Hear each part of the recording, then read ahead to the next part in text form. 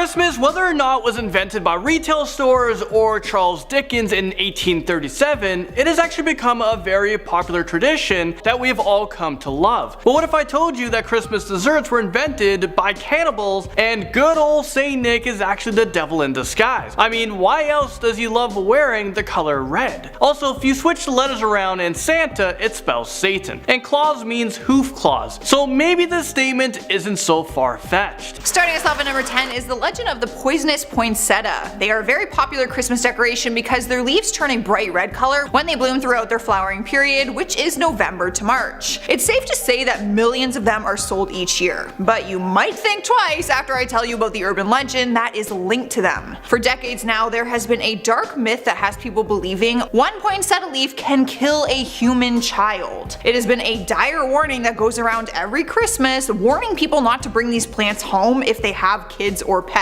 Some people believe that the plant actually contains a deadly poison. Apparently there has been a reported case that when a child even rubbed up against one of the plants, his face broke out into this brutal rash. So if anyone buys you one of these plants for Christmas, they are probably trying to kill you. Alright, moving on, number 9, let's talk about mincemeat pies. These delicious looking desserts right here. Well, you might not actually be saying that for long. Well, the mincemeat pies has become a very popular Christmas dish, while legends has it that these desserts were invented back in the 16th century by cannibals. The recipe today calls for fruits, spices, cinnamon, nutmeg. There's also herbs in there, but let's just say that those weren't the only ingredients in this. Well, there was a time where these pies used to have meat in them, but it's rumored that that was stopped so people didn't have to guess, what type of meat was actually in these pies, because you never know if people tried to follow the old traditions and maybe slip in some human meat. Sliding to number 8 spot, we have Belsnickel. Now, most people will think of The Office when they think of Belsnickel, but there's actually a weird and creepy legend tied to the character. It's an old German legend that started in the early 1800s that this old man in fur would deliver cakes, candies, and nuts to the good children. So he'd kind of act as if like he's Santa giving gifts to the kids on the nice list. Except he was some creepy old man and he would just carry around a whip and he would actually whip the bad children on the night of Christmas Eve. The character was based on an older German myth of a servant of Saint Nicholas. Apparently the figure is actually preserved in Pennsylvania Dutch communities and Brazilian German communities. Listen, everyone can believe what they want, but no man is coming up in my house and whipping my kids. If anyone's gonna do that, it's me. That's probably why I'm not a mom. Number 7, like I was saying during the intro of this video, Santa Claus might actually be Satan in disguise. The devil is Santa in the flesh. I mean, how terrifying is that? Don't believe me? Well, how do you think that he got his name Santa? It seems pretty random.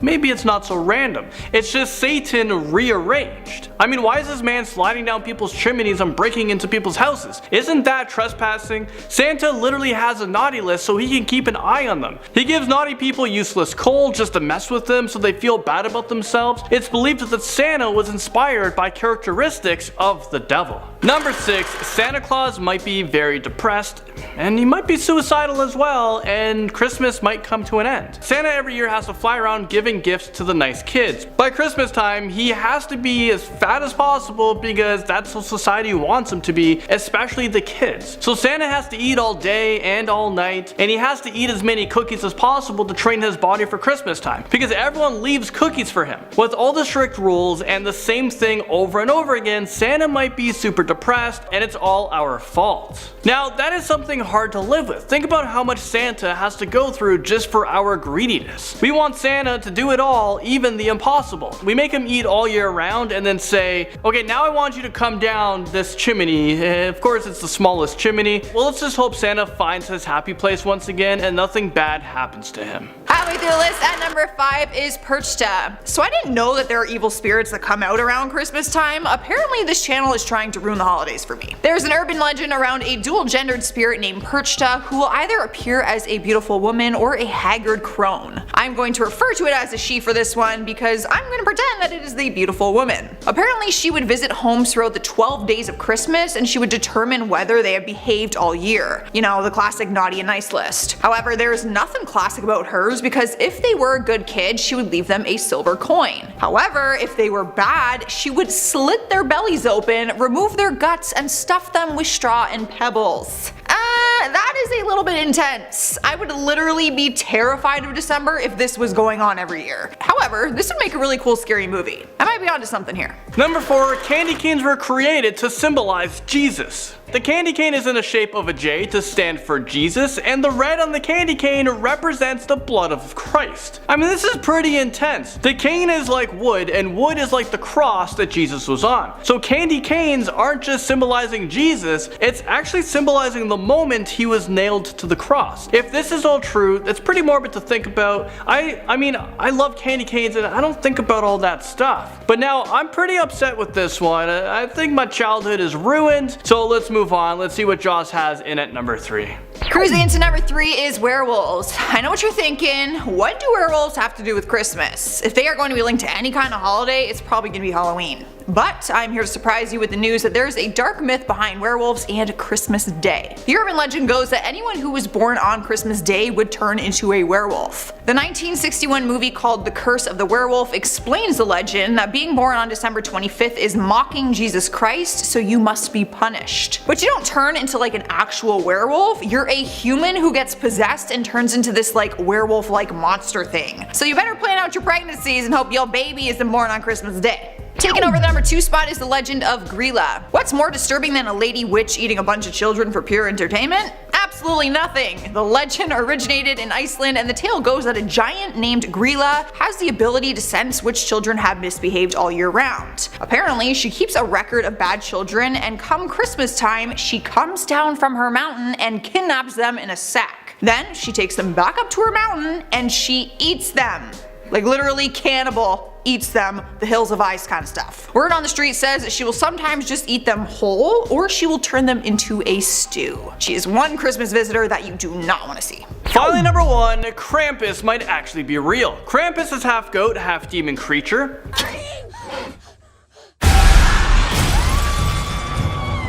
Everybody, hold on to each other. Krampus usually comes out during the Christmas season, and he punishes children who have misbehaved, so exactly like how Santa Claus does. Maybe Santa gives Krampus his naughty list. I mean, did you guys ever wonder what Santa does with his naughty list? Starting us off this countdown, we have Grýla. Grýla is a creature from Icelandic lore that is said to come after kids that have been naughty throughout the year. That's far more terrifying than receiving coal. So Grýla is a giant woman that is said to live in the mountains. She has the ability to sense misbehaving children, and she keeps notes on all the kids who have wronged. Then on Christmas Eve, she will kidnap these kids and make a stew out of them. I mean, that would frighten anyone from misbehaving. Later the legend changed so that Grýla was the mother of the Yule lads, and they would all go around pranking those who are naughty. Either way, Grýla is not someone I would ever want to encounter. Coming in at number 9, we have Belsnickel. And if you guys are liking this video so far, then make sure to give this video a big thumbs up and, you know, spread that holiday cheer. If you're a fan of The Office, then you for sure know what this creature is already. Belsnickel is a creature from German folklore that dates back to the early 1800s. It's described as an old man who delivers cake, candies, and nuts to good children, but will whip the naughty ones on the back. This dude is terrifying looking. He's just like filthy and covered in fur and dirt. Even if he gave me candy, I don't think I would accept it from a creature looking like that. Moving on, number 8, we have the trolls. This is a Swedish legend that states on Christmas Eve, little trolls gather together and have one big party. They either hitch a ride on a wolf or a witch's broomstick in order to get to the meeting place. Then once all together, they have their own little Christmas party. I mean, hey, who says cryptids can't celebrate Christmas? It's said that if you are quiet enough in the mountains, you'll be able to hear the trolls laughing and dancing and drinking the night away. Moving on, number 7, we have the poisonous poinsettias. This is a pretty famous legend that still continues to spook overly cautious parents. So legend goes that you should never decorate your house with real poinsettias. Legend goes that they are poisonous when eaten. So then rumors were being spread like wildfire about kids and pets dying after eating some leaves of the plant. But apparently they aren't as dangerous as we have made them out to be. Obviously, if you eat it, you won't feel too hot, but it would take hundreds of leaves to be eaten before it makes you feel ill. I still don't recommend people and pets eating the plant though, but it's not as deadly as arsenic. And at number 6 we have Sinterklaas. People in the Netherlands have their own different legend and traditions they follow during the holiday month.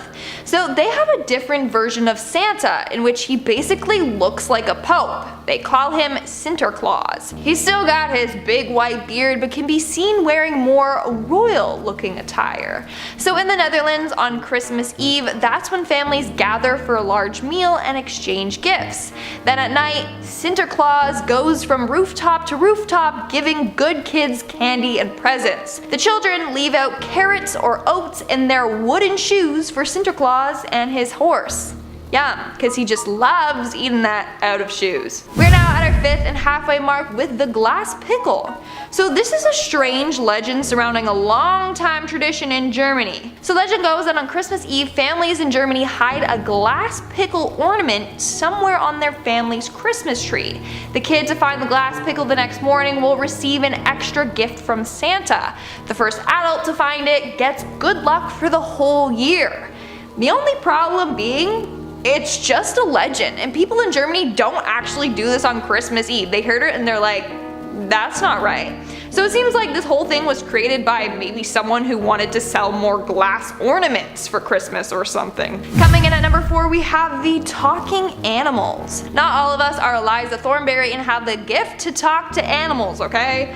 But did you know that there is one time a year where your pet will actually have the ability to talk to you? Yeah, according to this Polish legend, every midnight on Christmas Eve, your pet will gain the ability to talk to you. But do you really want to know what's on your pet's mind? No.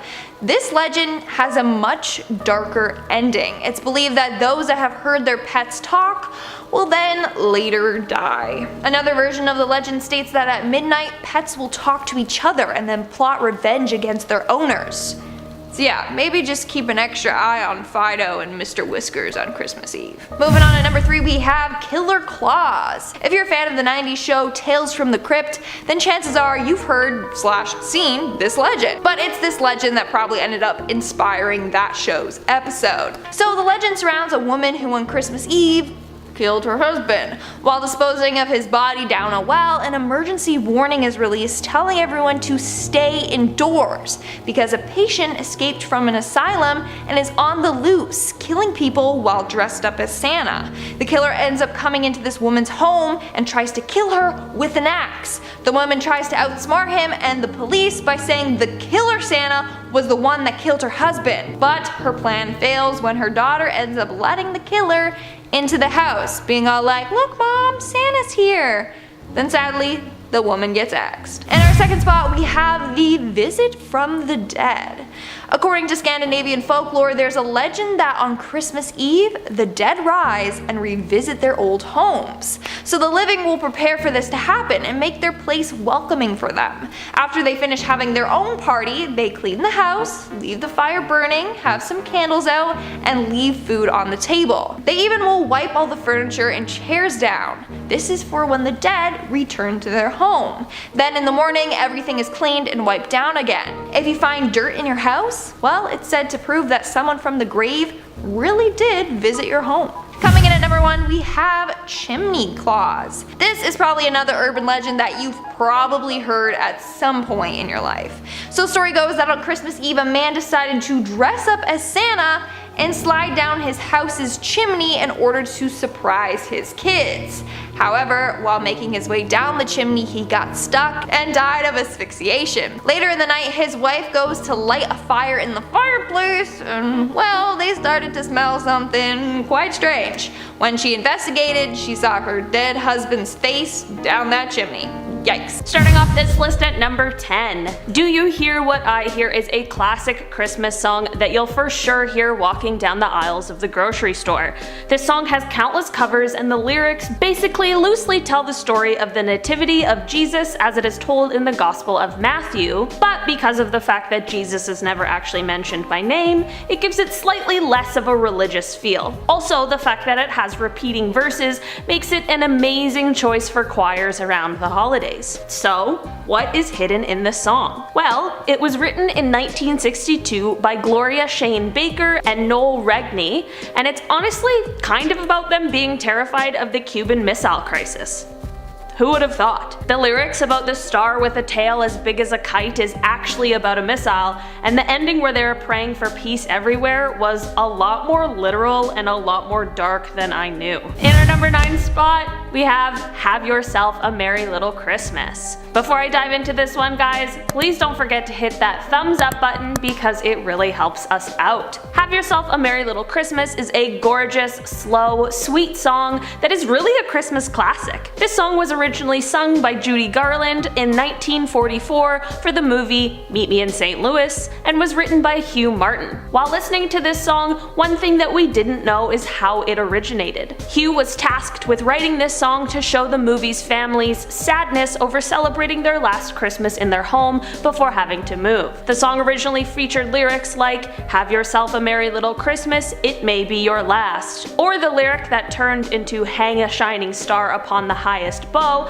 was originally, "From now on we'll have to muddle through somehow." This is definitely not the same tone of the song that we all know and love today, although the slow nature of the song makes a lot more sense to me now. While I'm sure it was pretty frustrating for Hugh to have everyone telling him that the song was too depressing, I'm glad that it ended up turning into the holiday classic that it is. In our number 8 spot, we have Santa Claus is Coming to Town. This song is a straight Christmas banger, but it holds a pretty sad story when we look at its creation. The song was written in 1934 by a man named Haven Giuseppe. Haven was asked to write a Christmas song for children, which seems like a pretty easy task, but right before this meeting with his publisher, he had actually just come from his brother Erwin's funeral. When you're struggling with the loss of someone so close to you, I can't imagine it would be simple to write a cheery, upbeat song for children, but Haven managed to do it. On his train ride home, he thought about all of his favorite Christmas memories that he shared with his brother, and thus Santa Claus is Coming to Town was born. This song of course blew up and is always played around the holidays even today. Haven definitely made a wonderful thing out of his memories with his brother, and after all, isn't that kind of what the holidays are about? Spending time and creating beautiful memories with your loved ones that you can truly cherish forever. In our number 7 spot today, we have Oh Holy Night. While the song itself doesn't hold a dark message, it's the creation of the song that has a rocky history. Placide Cappeau was asked to write a poem for Christmas Mass for the French church in 1847. Cappeau wrote the poem based on the nativity story, but once it was finished, he thought that the poem would be more powerful if it was set to music, which is how it ended up as the song we know it to be today. He asked Adolphe Charles Adams, who was a composer who wrote for operas and ballets such as Giselle and Le Corsaire, to compose the score for the poem. The French Catholic Church loved the song and were totally thrilled by it until things took a bit of a turn. Cappeau became a socialist, which didn't exactly sit well with the church, and then they also realized that Adams was Jewish, which again didn't sit well with the Catholic Church in 1847. The song ended up being banned and highly criticized by the church, but the French people loved it and continued to sing it. Soon it spread to other countries, and that is how it ended up remaining in our classic Christmas tunes today. In our number 6 spot, we have the song I Saw Three Ships. This one isn't at the top of everyone's Christmas playlist, but it definitely is still a classic. This song has a long history since it was originated in 1666, so there is a lot of debate and speculation on what this song means. Some people believe that it is symbolic of the 3 wise men, or possibly the Holy Trinity, but there is a much darker theory about what it may possibly be about. There are a couple people who believe that the song is about the ships carrying the bodies of the 3 wise men to their resting places. Since the song has been around for so long, there are actually a few different versions of the lyrics, but one of the more original sets says, "They said they'd got 3 crowns." Crowns apparently used to mean skulls, so this is a pretty good case for believing that this dark meaning might have been the truth behind the song. Because there are so many different versions we probably won't ever know for sure what the original composer had in mind, but a lot of the theories are pretty strong contenders. At our 5th spot and our halfway mark, we have I'll Be Home for Christmas. This is truly a holiday standard.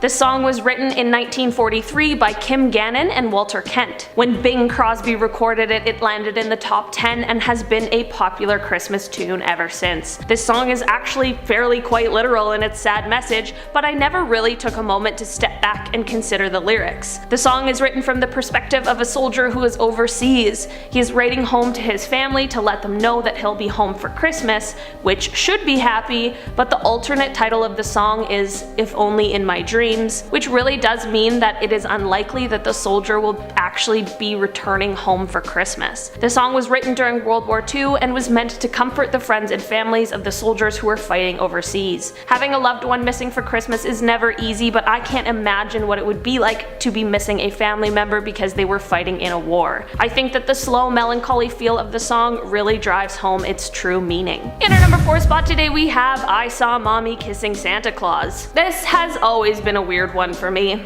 I know it's about a dad who is impersonating Santa and the kid sees their mom sneaking a quick kiss, but honestly, imagine how traumatic that could be for a kid. Of course, the dad wasn't the real Santa Claus, but the kid who saw this obviously thinks that he was. Imagine being a child and having to try and mull all of this over on your own. Maybe it would leave you to believe that Santa is trying to tear your family apart, or maybe you could develop a vendetta against your mom for smooching what you thought was another man. And then, do you take the leap and tell your dad? How would you tell him if you decided to? I guess what I'm trying to say is that this song is supposed to be silly and cute, but it truly turns out kind of creepy and honestly potentially traumatic, but maybe I'm just reading a little too deep into the song. In our number 3 spot, we have Baby It's Cold Outside. Alright guys, we all know how controversial this song is, and honestly it's for a pretty fair reason. This song used to be a hit and played everywhere, but a few years ago people began discussing its very creepy underlying message. The duet is about a woman who is trying to leave a man's house,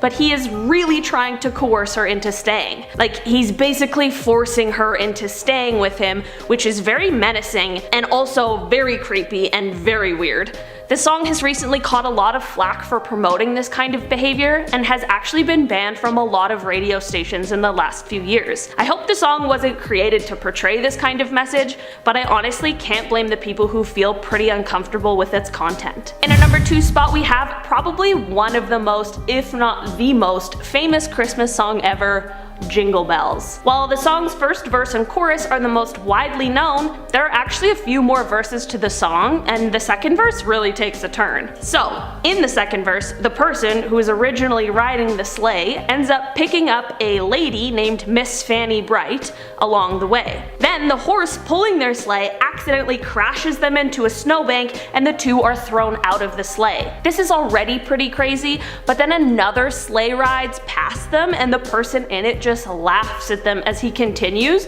which is super rude. The song ends off with the narrator of the song giving some advice to the younger generation on how to sleigh, but considering his ride that we just heard about that didn't go too well, I probably wouldn't take his advice. Also, Fanny is never mentioned again in the song after the crash, so I'm really wondering what happened to her and where she went. I really did think this song was just about a fun winter sleigh ride, but boy, that is not the case at all. In our number 1 spot today, I've got one that is extremely depressing, so I'm giving you fair warning. Walking in a Winter Wonderland would not be the song I would have thought had a dark backstory, but I was absolutely wrong about that. This song was written during the Great Depression in 1934 by Richard B. Smith. This song is about two lovers imagining walking through a gorgeous winter paradise, enjoying each other's company and playing in the snow and building snowmen, and honestly it just sounds like a wonderful fairy tale romance, but it is the writer's life at the time that he wrote it that gives it a dark message. Richard was actually passing away from tuberculosis in a sanitarium. He wrote the song about the dream world that he wanted to escape to with his wife Jean, who he had only married 1 year prior to him being diagnosed with his illness. It's honestly the saddest backstory to such a wonderful song. I really hope that writing the song possibly helped make him feel a little bit better,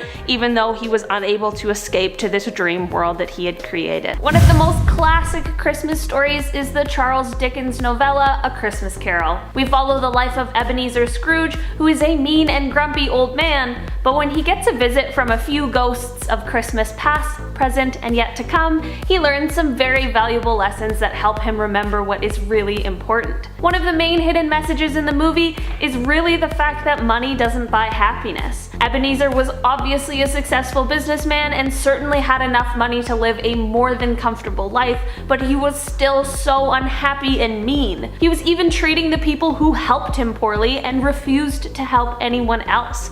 Once he was able to take a step back and have some perspective, he was able to really open up and figure out what is important in life, and he certainly ended the movie on a much better note than when it started. In our number 9 spot, we have Elf. Before I dive into this one, guys, please don't forget to hit that thumbs up button if you're enjoying the video so far, because it really helps us out. Oh, Elf. Such a sweet, silly movie that really puts us into the holiday spirit. We follow Buddy the Elf as he realizes he doesn't really fit in with the other elves and takes a trip to try and find his real father. He leaves the North Pole for New York City in search of his idea of family, but of course an elf in the Big Apple is cause for some chaos. The hidden message in this movie is do what you love. Buddy sure does like to wander off the beaten path of what is considered normal, and of course he is a little goofy, but he truly does hold a lot more happiness and cheer in his heart than a lot of the other people he meets in the movie. His honesty and how true he is to himself really makes us love him a little extra, and I think we could all afford to take a page out of his book when it comes to being our true, authentic selves. In our number 8 spot today, we have The Grinch. Whether it's the Dr. Seuss book or one of the movie versions, The Grinch tells the tale of a mean guy who hates Christmas and all of the Who's in Whoville who love to celebrate. We see mean old Mr. Grinch try his best to ruin Christmas for everyone else, but lovely Cindy Lou Who sees something more in him and helps him realize all that Christmas magic. There are quite a few lessons we can take from this story, but one of its hidden messages is how,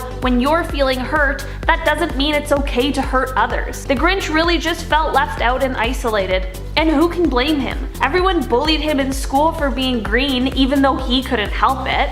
We can't blame the Grinch for how he felt, but it definitely was not okay for him to treat others like that just because he had felt hurt in the past. Luckily, Cindy was able to show him the love and kindness that he was missing, and he was able to realize his mistakes. In our number 7 spot today, we have Frosty the Snowman. Frosty the Snowman is a classic Christmas tale about a sweet snowman with a jolly and happy soul. He comes around Christmas, but when he has to leave every year, he reminds the children not to be upset because he will be back. So what could possibly be hidden in this story? Well, apparently Frosty is Jesus.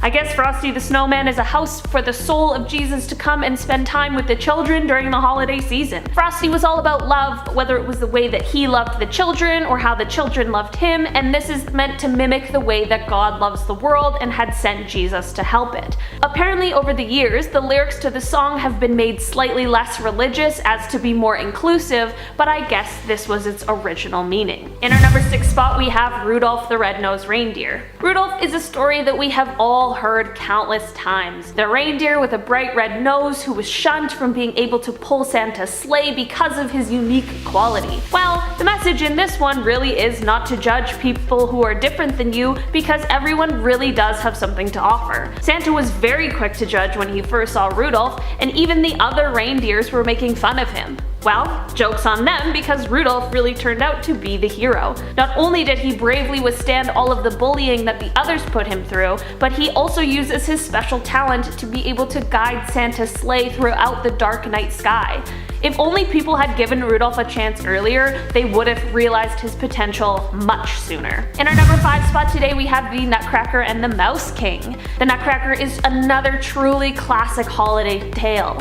Whether it's the story, the ballet, the Barbie movie, or any other version out there, it is a story for the whole family that is a favorite during this time of year. It tells the story of young Clara, who receives a nutcracker at Christmas time. Soon she is transported into the Nutcracker's world, where they have to battle the Mouse King and meet a bunch of friends along the way. While this story has many different versions, a hidden message in it is about imagination. The original author of the Nutcracker, Ernest Theodor Amadeus Hoffmann, wanted to tell a story that made us all remember our inner child and bring us back in touch with it. As we get older, we certainly begin to feel a lot more societal pressure that children seem to be immune to. Clara is transported to this wonderful world with a nutcracker, but it is all due to her vivid and beautiful imagination. This story certainly acts as our reminder to loosen up a bit and remember what is possible if you really let yourself believe. In our number 4 spot today, we have The Fir Tree. The Hans Christian Andersen classic The Fir Tree is a tale of a small tree in the forest who is extremely envious of all of the other bigger trees. The little fir tree sees the others getting chopped down and hears tales of them being turned into things like ship masts and begins to feel embarrassed because he isn't big like the other trees. The message in this story is a lesson on being present. The little fir tree is so caught up in where everyone else is and what all the other trees are doing that he forgets to focus on himself and just be content with his own growth. At the end of the tale, he realizes that maybe being grown up and leaving the forest like the other trees isn't the glamorous life that he thought it would be. It really is a case of believing that the grass is greener on the other side, but this tale serves as our reminder that the journey is just as important, if not more important, than the destination. In our number 3 spot today, we have another Hans Christian Andersen tale, The Steadfast Tin Soldier. This story tells the tale of a brave soldier who was made from a tin spoon. Because he was the last tin soldier to be made, there wasn't enough tin left, so he only had one leg to stand on. Soon he sees a pretty ballerina who is also standing on one leg and he falls in love. The message in this tale truly is about faithfulness and commitment. The soldier really became committed to joining the ballerina. Through all of the trials and tribulations that he goes through in the story, he never gives up on his goal. Although the ending isn't exactly happy or picture perfect, the two still end up being together and the soldier turns into a tin heart instead. Although he faced death, the soldier still remained true and brave. In our number 2 spot, we have The Gifts of Maggie. This story by O. Henry is a beautiful story with a message that still rings true today. The story follows a young husband and wife and their tale of setting aside what little money they have in order to be able to afford Christmas gifts for each other. This story isn't meant to be about gifts or any material object, but more of a lesson on what people are willing to do for those that they love. This is true for any time of year, but especially around the holidays, we see a lot of people sacrificing things for their loved ones in order to make the holidays special and memorable. It certainly isn't always with gifts or the things that we can see, but that doesn't make it not important. At the end of the story, where we see how priceless their love truly is and how that is the most important thing, and I think that is something that we can all appreciate. In our number 1 spot today, we have What Christmas Is As We Grow Older by Charles Dickens. This one is an interesting read and is quite different than a lot of his classic Christmas stories.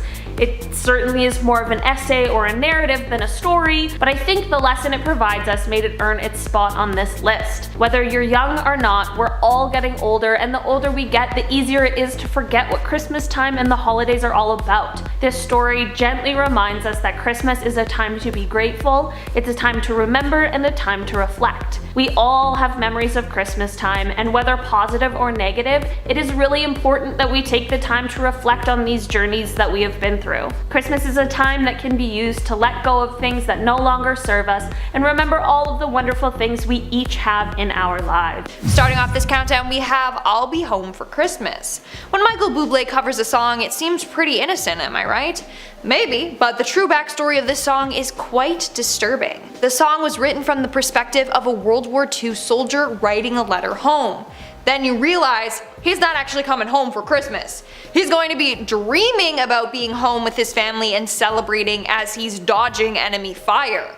This is evident in the line, I'll be home for Christmas, if only in my dreams. So his family isn't seeing him, and he's not seeing his family, but he will imagine that he's there with them. That's one way to make everyone cry on Christmas. Moving on to number 9, we have Do You Hear What I Hear? Another song covered by many talented artists like Carrie Underwood and Whitney Houston. It's also a classic holiday pick for choirs. Anyways, what you probably didn't know is that this song was written about the Cuban Missile Crisis. The lyric about the star with its tail as big as a kite that rings through the night is actually a reference to a missile. The writers Gloria Shane Baker and Noelle Regni were both terrified of being killed during this crisis. The lines at the end of the song, "Pray for peace, people everywhere," was genuine. They wanted people to pray that the violence would stop. In our 8th spot, we have Santa Baby. First off, why are they calling Santa Santa Baby? Sorry, but the dude is old as hell, and it's mainly young women that sing this song, pleading for gifts from old man Saint Nick, aka their sugar daddy. But whatever, we can ignore that fact. The disturbing part of the song is when the singer justifies why they should be getting all these expensive gifts, like a fur coat, Cadillac, yacht, etc. The song goes as so: "Think of all the fun I've missed, think of all the fellas that I haven't kissed." So this girl is like, yeah, I've been good because I finally stayed loyal to you, Santa. I didn't fool around with any other guys this year like I normally do, so please fulfill my Christmas list. Girl, first off, you can do better than that. And this is a bad message for young children, but also it suggests that Santa cares about the singer's sex life, which is just plain creepy. Also, are they trying to say that girls that go around getting with a lot of men are bad and shouldn't be rewarded? I don't know, it's messed up on so many different levels and it's kind of shaming girls. In our 7th spot, we have This Christmas. Ho ho ho boy, here we go. So the song may seem innocent, like, aw, this person is just so excited to be with their crush for Christmas and spend time with them. Wrong, it's not innocent. The lyrics literally say, "Hang all the mistletoe, I'm gonna get to know you better this Christmas." What do you do when you get caught with someone underneath the mistletoe? You kiss. The writer of the song wants mistletoes everywhere so that he gets tons of opportunities to kiss this girl. And then the whole, "I'm gonna get to know you better"? Well, that's a super sexual line. Like, yeah, he's gonna get to know her lips and tongue pretty well with all the mistletoe everywhere. In our 6th spot, we have Santa Claus is Coming to Town. This song never sat well with me. Why? Well, Santa Claus sees you when you're sleeping and he knows when you're awake. This dude is watching your every move to see if you've been naughty or nice. It's terrifying. The song is obviously written to get kids to behave, but it's kinda like a threat. Santa sees you when you're sleeping, boys and girls. He can attack you in the dead of night. He knows your every move. Not to mention that Santa is an anagram for Satan. Just thought I'd throw that out there. They are both two dudes who determine if you've been naughty or nice. So some people believe that this song has ties to Satanism. Even if it doesn't, the song is creepy enough as is. We are now at our 5th and halfway mark with Baby It's Cold Outside. A classic Christmas song that so many artists have covered, and the song was even covered in Glee. But when you really take a listen to the lyrics, well, it ruins the song completely. So in the song, the woman clearly wants to leave, but the man is really persistent and tries to keep persuading her to stay. He says things like, "Oh, you know, it's warm here in front of this fire, but it's cold outside. There's no cabs out there. How are you gonna get home? You're gonna freeze to death. Screw your family, stay with me." Things really start to take a turn when he pushes more alcohol on her. A couple lines later she says, "Say, what's in this drink?" making it seem like he drugged her so that he can take advantage of her later on. Like, no matter how many times this woman says no, the guy keeps trying to make advancements on her. One of her lines is literally, "You're very pushy, you know?" And he replies with, "I like to think of it as opportunistic." That's gross. He sees this as an opportunity to get in her pants. In our 4th spot, we have Walking in a Winter Wonderland. They're gonna get mad at me for singing, but I don't care. Snow is glistening, a beautiful sight. We're happy tonight, walking in a winter wonderland. Cute lyrics, right? It must be beautiful outside for the two lovers who are walking around, enjoying the snow paradise. Think again. This song was written by Richard B. Smith in 1934. It was written during the peak of the Great Depression while Smith was in a sanitarium dying from tuberculosis. So he wrote this song because that's the dream that he had. He wanted to experience something like this with his wife Jean. Sadly, they were married for only 1 year before he got terribly sick. So now, when you're singing the song, just remember the poor sick soul who wrote this in a dull and depressing sanitarium. In our third spot, we have Grandma Got Run Over by a Reindeer. Oh, that's a fun and playful song, am I right? No, just no. An intoxicated grandma was out wandering around without her medication, probably lost and cold. When the family found her the next day, she was run over by Santa's reindeer and she was dead. Like literally, the song says, Grandma got run over by a reindeer walking home from our house Christmas Eve. It continues on with, she'd been drinking too much eggnog and we begged her not to. She'd left her medication, so she stumbled out the door into the snow. The worst thing is that this song is from the perspective of a young kid who saw their grandma in a bad state and then later found her dead. In the next verse, it talks about how the family is mourning her death. And I quote, it's not Christmas without grandma. All the family's dressed in black. And we just can't help but wonder, should we open up her gifts or send them back? Dude, that last line is just sick. They're like, grandma's dead, what are we gonna do with all these gifts we got her? Really? That's what's on their mind? The song should have been like a PSA for don't text and drive or don't drink and drive, because maybe that's what Santa was doing when he hit and killed the poor innocent grandma. Coming in at number 2, we have Christmas Shoes. When you realize what this song is really about, you're gonna bawl your eyes out. It's hella dark and hella depressing. This song is about some kid trying to buy a last-minute gift for his sick mom. The lyrics go as so. Could you hurry, sir? Daddy says there's not much time. You see, she's been sick for quite a while, and I know these shoes would make her smile. And I want her to look beautiful if Mama meets Jesus tonight. Oh, dude. So the kid's mom is sick and is gonna pass away on Christmas. I don't even think the kid understands what's gonna happen to his mom when he says, Mama is gonna meet Jesus tonight. My heart can't take it. But it gets worse. The song goes on and says he counted pennies for what seemed like years. Then the cashier said, son, there's not enough here. So the kid searches his pockets frantically, but he doesn't even have enough money to buy the shoes for his dying mom. If that's not sad, I don't know what is. And in our number 1 spot today, we have Please Daddy Don't Get Drunk This Christmas. I don't even know if this is even considered a Christmas song. It's definitely not. It's about alcoholism, domestic violence, and a terrified kid witnessing it all. The lyrics go as so. Please Daddy don't get drunk this Christmas. I don't want to see my mama cry. Mama smiled and looked outside the window. She told me, son, you better go upstairs. Then you laughed and hollered, Merry Christmas. I turned around and saw my mommy's tears.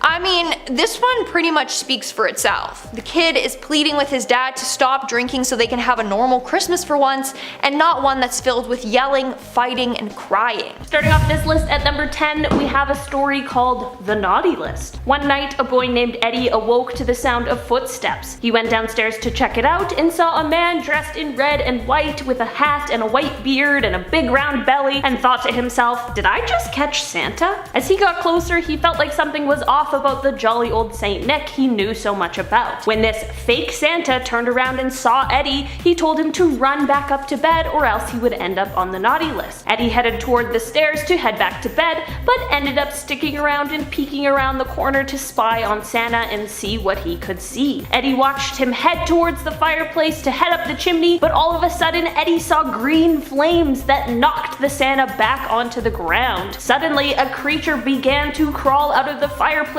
where the green flames were coming from. This monster looked at the Santa character and said what Eddie assumed was his real name. Bruce, the monster said.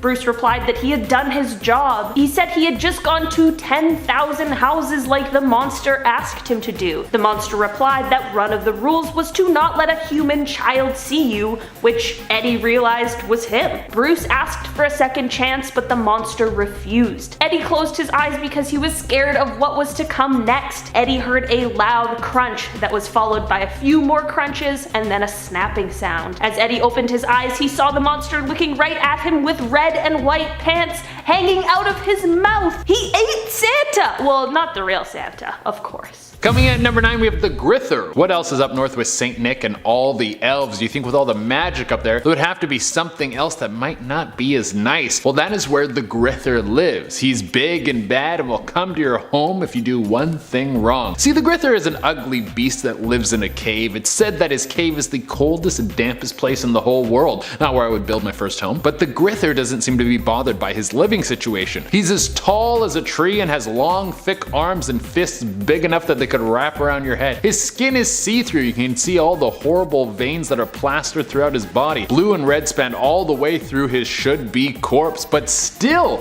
all of this he is fine with. He doesn't mind his appearance one bit. I like his body positivity, but what he doesn't like is his name. The Grither's ears are so big that he can hear all the way around the world. Every time someone says his name, he hears them and his ears grow bigger. If you say his name, he will use them to fly to your home. He'll wrap his hands around your head and Grither you, which is popping your head like a tomato. So telling that story is a great way to make sure that your kids sleep tight on Christmas Eve, especially because you have to say the name Grither like 13 times to finish the story. In our number 8 spot today, we have a story called Silent Nightmare. This story is a cautionary tale to those who stay up waiting for Santa on Christmas Eve instead of soundly sleeping like they're supposed to be. This story says that staying awake is behavior that can land you on the naughty list. Of course, it is every person's nightmare to end up on the naughty list, because who wants a lump of coal waiting for them under the tree on Christmas morning? Well, the story goes that if you stay up waiting for Santa, you are about to meet a fate potentially worse than just a lump of coal. Since Santa knows everything, like when you're sleeping or awake, or if you've been good or bad, he'll definitely know if you're trying to sneak a peek of him delivering gifts. Apparently, if you stay awake on Christmas Eve, Santa will throw you in his gift sack and take you all the way back to the North Pole, where he then makes you join all the other elves. After all, how do you think he gets all those small elves? Coming in number 7, we have the witches. The best part of the holidays is the amount of food they get to consume guilt-free. It's the time of year you get to get fat and plump, and you might as well enjoy it because it's going to be a while before it comes back. Well, you better watch out, because not everyone who's handing out sweets has good intentions. This Christmas witch goes door to door during Christmas time. She'll knock on your door and request for a donation. Christmas is a cold time of year and there are plenty of homes that have more than enough. If you give her a donation, she will thank you and be on her way. If you reject it, she will do something in return. She will offer you some sweets. She will say, if you can't receive, then you must give. It will seem like a nice gesture, but it's actually a trap. For as soon as you eat the candy, your stomach will turn, your skin will turn gray, your teeth will fall out, and your hair will come loose. For if you can't give the witch a simple gift on the holiday season, she will take your beauty and your youth. In our number 6 spot today, we have the Underworld Toy Shop. This is a story of the toy shop that we don't hear about. We all know that Christmas gifts are made by the elves in their joy-filled workshop, but apparently there's a workshop beneath the one that we all know about that is dark and filled with some pretty creepy things. First of all, the elves who work in it are the elves who lack any sort of holiday cheer. These elves are mean and selfish and had been banished from the happy workshop. These elves make toys that are easily breakable, and they have no love put into them. There's an elf named Urgra who used to work in the happy workshop. He had loved creating toys for all the boys and girls around the world and put so much love into each gift he made. He loved the toys he created so much he wished that he could keep them for himself. One day, another elf who was a friend of his made a beautiful music box that was meant to be a gift for a king's son. When Urgra saw this music box, he had never wanted anything so badly in his whole life, so he decided to devise a plan to sneak into the workshop at night and take it for himself. To his surprise, as he was executing his plan, his friend who had made the music box ended up coming into the shop, catching him in the act. Stealing is an unforgivable act among the elves, and this ended up getting him banished into the underworld toy shop, never to see the light of day or the magic of Christmas again. Okay, coming in number 5, we have fart cookies. When your mom tells you not to eat cookies because it's going to spoil your appetite, you better listen, because you might get pranked so hard it'll ruin your Christmas. This story follows a brother and sister. The mother laid out a tray of homemade cookies and told them not to eat them until after dinner. The kids waited for their mother to leave the room and then pounced on the cookies, eating them so fast at first they didn't notice the horrible taste. Both him and his sister rushed to the bathroom and started puking. If they had listened, they might have noticed the can of skunk spray that their mother added to the cookies.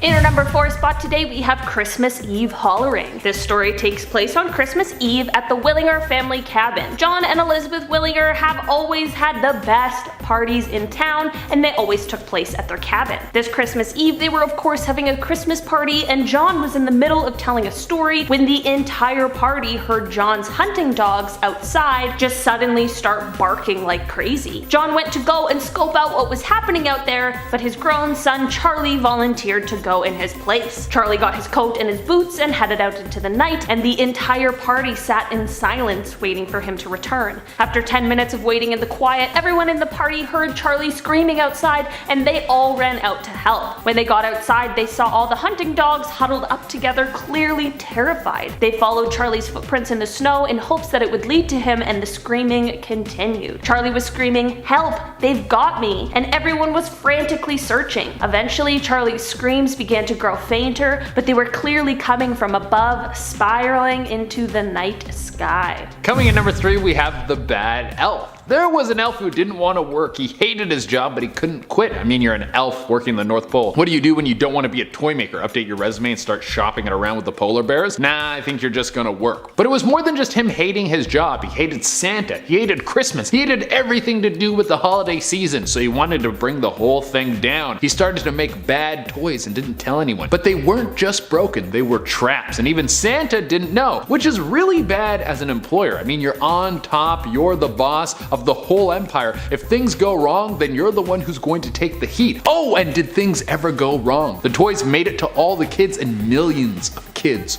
got hurt. After this, no one trusted Santa, and his stock price plummeted into the ground. Santa searched and searched for who could have done this. This elf might have ruined Christmas forever, but with all of his searching, he never found out, and none of the other elves knew either. It would seem that the bad elf was too good at his job and too good at hiding his affairs. And after he got away with his plan, he was excited to make toys again to see if he could ruin Christmas again the next year. In our number 2 spot today, we have a mystery under the tree. Little Timmy was super excited when he woke up around 8 a.m. on Christmas morning. He ran down the stairs to see his parents sitting on the couch having their morning coffee. Timmy was obviously immediately ready to begin opening his gifts under the tree. He saw one that had a bit of a different wrapping paper than the rest and thought to himself that maybe it was a little bit different because it was special. Timmy's parents said that they actually weren't sure where that present had come from, but Timmy assumed that they were just pulling his leg and trying to play a trick on him. He began to unwrap it and saw that it was a package with his name and address on the shipping label. He opened the package, and all that was in it was a letter. The letter read,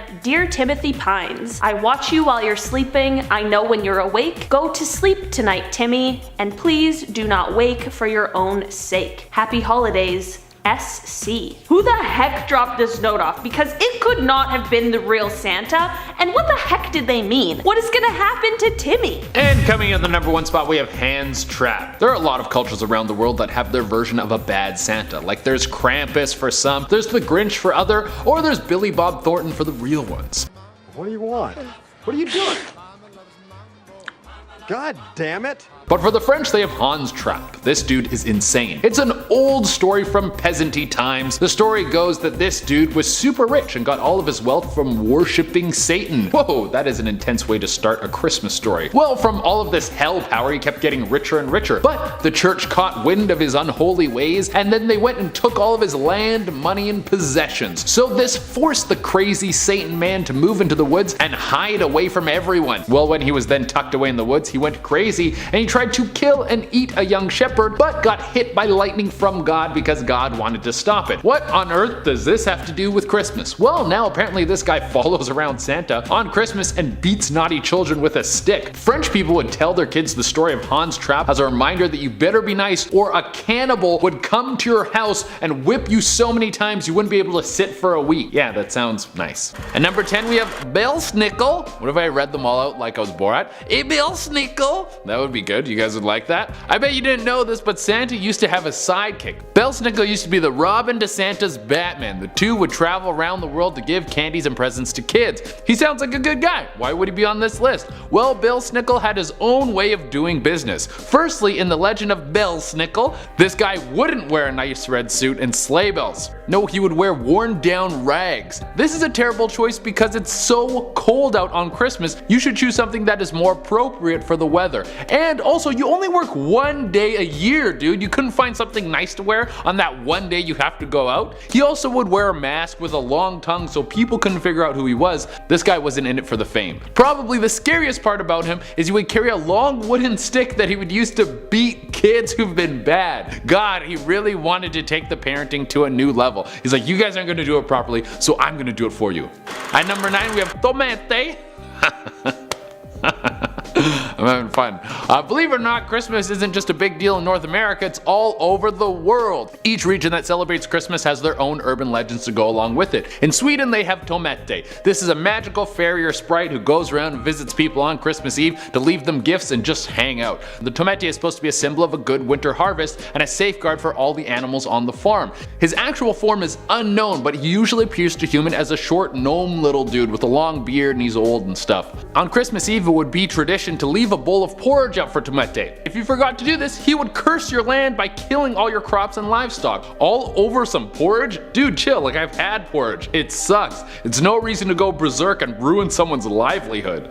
At number 8, we have Yolakaturin. This is a big cat that will eat you the day after Christmas if you wear your new clothes too soon. What? Why? I have so many questions about this thing and I don't get it. I'm so confused. It's not like a tiger or a lion or something. It's just a massive house cat and it wants to eat people with fresh clothes because I think they taste better. On top of this massive cat killing humans, it's owned by Grilla the Troll, a nasty character from Folklore who we might break down in this video, I don't know. At number 7, we have La Befana. What happens when you cross the Wicked Witch of the West with Santa Claus? Well, you get La Befana. She does a lot of things that Santa does. She goes around from house to house and leaves gifts for good kids and coal for the bad ones. She uses magic to get around and has great fashion sense. But she also does a bunch of witch things, like riding around on a broomstick and being dressed in all black. I know it's winter, but you can spice it up a little, girl. Throw in some nice greens, some nice reds, all those little things. On top of all this, she doesn't only leave coal for bad kids, she leaves bad luck. What are you doing? Maybe these kids are being bad because they have a terrible home life? I don't think you should be leaving them more bad luck. That just doesn't make things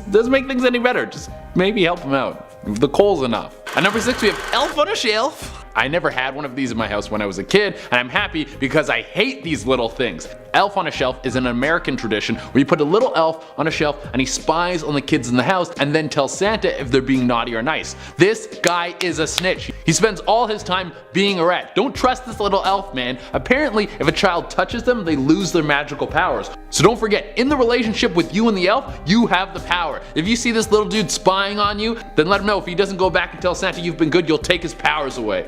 At number 5, we have Krampus. Seems like every character who has ever gotten popular has an evil version of themselves. Superman has Bizarro, Hulk has the Abomination, and I am the good version of our fellow most amazing host Ayman Hassan, who is evil to her core. And Santa Claus is no different. He's got Krampus, who sounds like some grumpy old man. This guy does exactly what you think an evil Santa would do.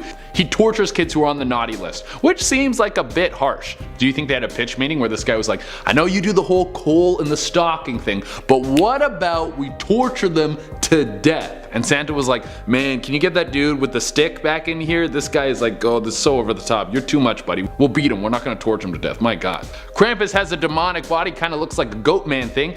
If he was in an episode of South Park, he would be called Man Goat Christmas. Half man, half goat, half Christmas. At number 4, we have Le Père Fouettard. Okay, so the French also have an evil henchman who would follow around Father Christmas, and his backstory is about as dark as they come. The Père Fouettard was a professional butcher, and one year he was running a little low on meat, so he found the next best thing. 3 human children. I guess their meat is tender or something? I don't know. Yes, this maniac was going to chop up some 10th graders and cook them up, but right when it seemed all hope was lost, Santa burst in and saved the boys. Because of his shame and defeat at the hands of Saint Nick, he was forever his slave. He had to do whatever Santa wanted, and Santa was like, you're terrifying, so why don't you scare all the kids who misbehave with your massive butcher knife? And Le Père Fouettard was like, yeah, I could do that. At number 3, we have Fropersta. After reading about this urban legend, it made me happy that we settled on Santa. He's so nice and he's not as extreme as these other people on this list. Fropersta didn't mess around. She was super mean. If you heard about this legend when you were a kid, I bet you would be good all year round. Fropersta would walk around during Christmas time and knock on people's doors. When you answered, she would then check her naughty list and do one of 2 things. If you had been a good kid, she would give you a silver coin. Like, there you go, kid, don't spend it all in one place. But if you were a bad kid, she would cut open your stomach and rip out your insides. Whoa, I forgot to take out the garbage a couple times. It doesn't mean you have to disembowel me, I'm not that bad. Also, if this is the lottery we're playing, you have to give me something better than a silver coin. The game is literally silver coin or death. Who would play that? At number 2, we have Gallagant Loris. Very cool name, but not a cool guy. This creature would just show up on Christmas and terrorize villages for 2 weeks and then disappear. Very rude. Gallagant is a goblin that lives in packs under the earth. This monster kind of looks like a little monkey creature thing with razor sharp teeth, like a little goblin. And to top it off, it will come and steal your baby. If you have a baby born between the 26th of December and the 6th of January, you better watch out because this little demon will try to claw its way into your home and take your newborn baby and then turn it into one of the little monkey goblins like itself. You guys like it when I do this?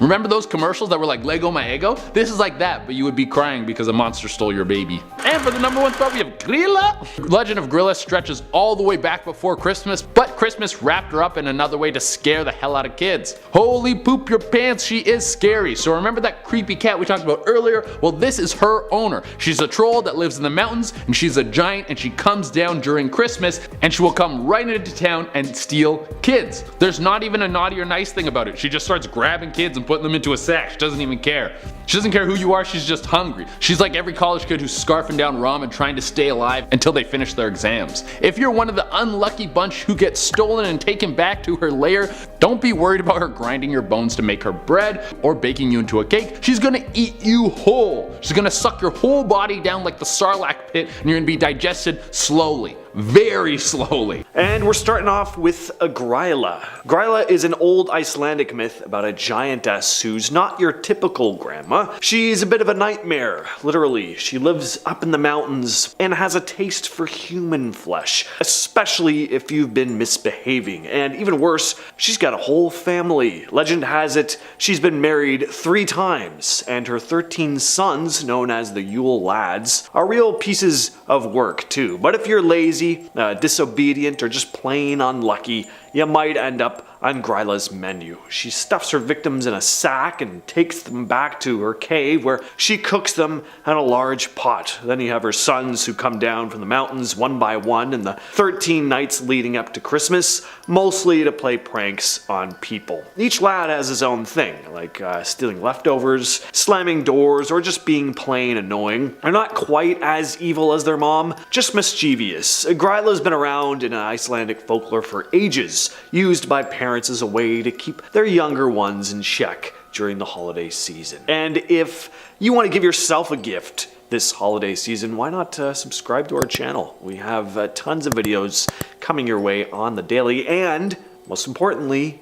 it's free to subscribe. Number 9, Hans Trapp. Hans Trapp is a bit of a dark character from the folklore in the Alsace and Lorraine regions of France. Long story short, he was a rich dude who got a bit too greedy and made a deal with the devil. So Hans Trapp starts doing some shady stuff like worshipping Satan and messing with the poor. The church wasn't too thrilled about that, so they excommunicated him. Hans got kicked out of his fancy life, loses his wealth, and ends up living in the woods like a hermit. But Trapp's story doesn't end there. He started disguising himself as a scarecrow, wearing old tattered clothes and putting hay on his body. He'd hang out in the fields, waiting for young ones to pass by. When some unfortunate soul came too close, he'd jump up and scare the living daylights out of them. The legend goes that Hans Trapp took his scarecrow act a step further and decided to snack on misbehaving youngsters. Yes, he'd kidnap and eat them. The whole scarecrow turned cannibal thing was a cautionary tale parents told their youngsters to keep them in line. Now, people in those parts don't forget Hans Trapp, and there's even a tradition where they dress up as him during Christmas, just to remind everyone to stay on the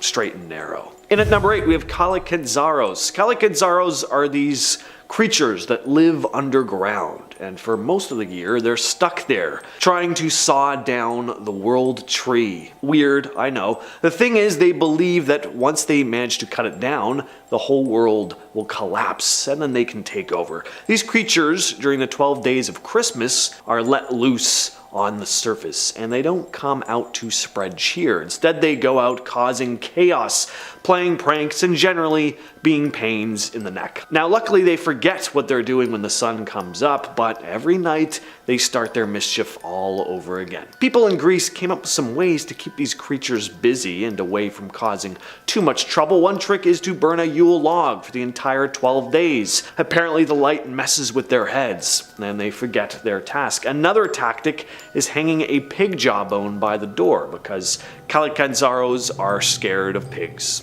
Go figure. Next on the list is the Yule cat. This is a giant cat from Icelandic tales, and it's incredibly strange. A lot of the stuff on this list is like, don't be bad, or you'll get beaten or eaten. Harsh legends, but at least they make sense. This one is a bit out of left field. As the legend goes, this enormous cat shows up around Christmas Eve, and it's a real dink of a cat because it torments people who don't receive new clothes to wear on Christmas Eve. So yeah, if you're not rocking some fresh threads for the holidays, this cat will come along and just straight up eat you. Back in the day, getting new clothes before Christmas was a big deal, and to make sure everyone got their act together, the Yule cat legend was born. I don't know why I asked to take it all out on the people that don't get the clothes, though. That's not really up to them, but it's a cruel world out there. Number 6, Perchta. Alright, this one gets pretty intense. Forget just eating people. Things get very gory and specific here. Perchta, also known as Frau Perchta or Berchta, is said to roam around during the 12 days of Christmas from late December to early January. Now, she's got a bit of a dual personality thing going on. On one hand, she's a real sweetheart, rewarding good behavior, but she can change on a dime, punishing the lazy and messy severely. If you've been a decent human, Perchta might leave you a silver coin as a little holiday bonus. But if you've been slacking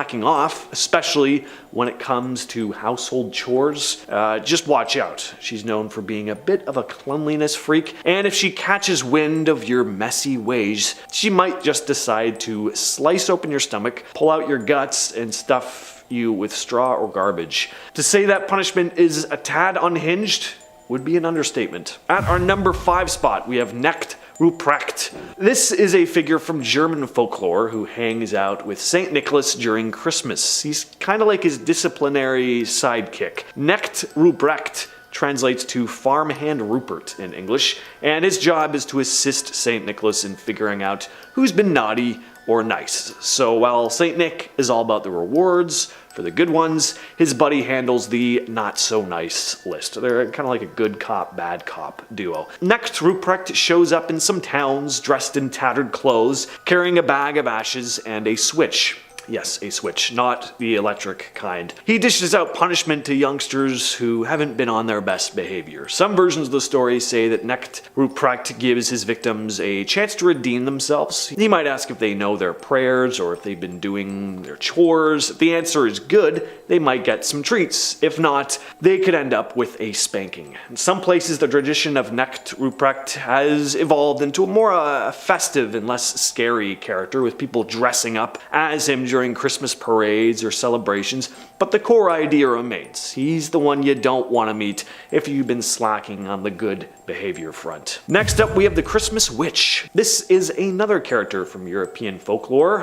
In some cultures, there's a tale of a Christmas witch who doesn't ride on broomsticks, delivering presents. Instead, she's on the lookout for misbehaving folks during the holiday season. Legend has it that this Christmas witch wanders the streets on Christmas Eve, peeking into houses to see if everything is in order. If she catches wind of any bad behavior or disobedience, she might decide to bring some not so festive consequences. Although, according to this list, a lot of bad stuff happens around Christmas, so maybe it is festive. Now, the specifics of the Christmas witch legend vary, but common Common themes include the witch leaving coal or sticks in the shoes of the naughty ones instead of gifts. In some regions, people incorporate the Christmas witch into their holiday traditions. They might tell stories about her to encourage good behavior in children, or even stage events where someone dresses up as the Christmas witch to keep the holiday vibes in check. At number 3, we have the living nutcracker. The story goes that an old toy maker put a spell on a nutcracker, giving it life.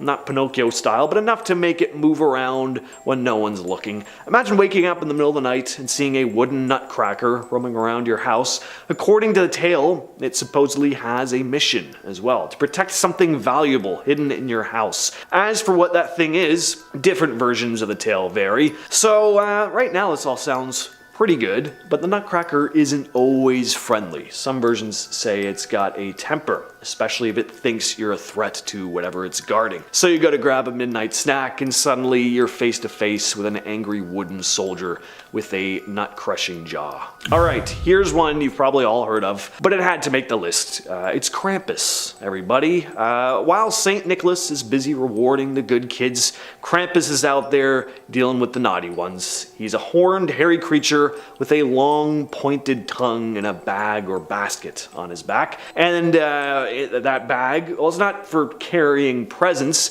Krampus is known for punishing misbehaving youngsters. He might swat them with bundles of birch branches or throw them in his sack to carry them away to who knows where. At the very least, he'll be leaving lumps of coal in your stocking. In many regions, there's a tradition called Krampusnacht, where people dress up as Krampus and roam the streets, scaring the living daylights out of anyone in their path. Now, the Krampus legend, it's been around for ages. It's become a mix of folklore and modern pop culture in recent years. Krampus shows up in tons of movies, many of which you can find for 10 cents in discount bins or for free on Tubi. Quality flicks. You can even find Krampus greeting cards, because nothing says Merry Christmas like a horned devil monster who terrorizes young people. Alright, let's wrap things up with the Bellschnickel, yet another character from German folklore. Europeans really do Christmas spooky. A Bellschnickel is like the eccentric uncle of holiday characters. He's known for his distinctive appearance, often dressed in tattered fur-covered clothing, and he carries a switch or a whip. Oh joy. Now, unlike some of his more extreme counterparts, Bellschnickel is not necessarily a punisher of the naughty. Instead, he's more about maintaining order and tradition during the holidays. His approach is a bit different. He might give small gifts and treats to well-behaved folks, but if someone has been a bit unruly or neglectful of traditions, they might get a smack with his switch.